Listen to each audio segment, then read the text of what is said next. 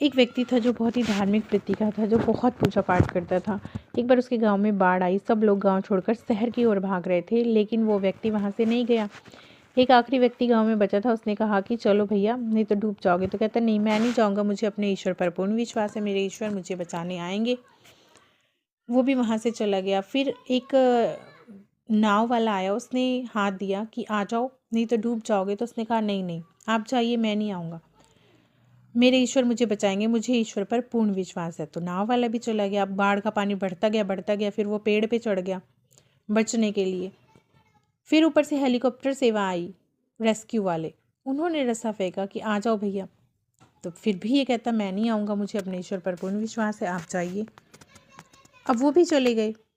फिर बाढ़ का पानी बढ़ा, वो पेड़ टूट के गिर गया और ये डूब के मर गए। जब भगवान के पास पहुँचे तो वो बोले कि ईश्वर, मैंने आपके इतने पूजा पाठ हवन यज्ञ जप तप किए, पर आपने मेरी रक्षा क्यों नहीं की। तो ईश्वर ने कहा कि मैं तुम्हारे पास 3 बार आया, एक बार उस व्यक्ति के रूप में, दूसरी बार नाव के रूप में और तीसरी बार हेलीकॉप्टर की सेवा के रूप में, पर तुम मेरे साथ आए ही नहीं, तो मैं क्या करता।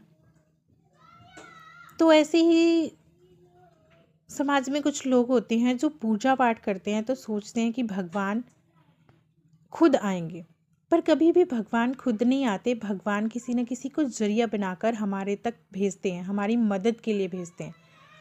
बस ज़रूरी है हमें उन लोगों को पहचानना और हमें कर्म करना। जब तक हम खुद न चाहें तब तक ईश्वर भी क्या करेंगे। जैसे अगर हमें रोटी खानी है तो बनानी भी पड़ेगी और मुंह तक ले जानी भी पड़ेगी, तभी हमारा पेट भर सकता है। तो ऐसे ही कर्म करें। ऐसे आलसी लोगों की भगवान भी कोई मदद नहीं कर सकते। जय श्री कृष्णा। राधे राधे।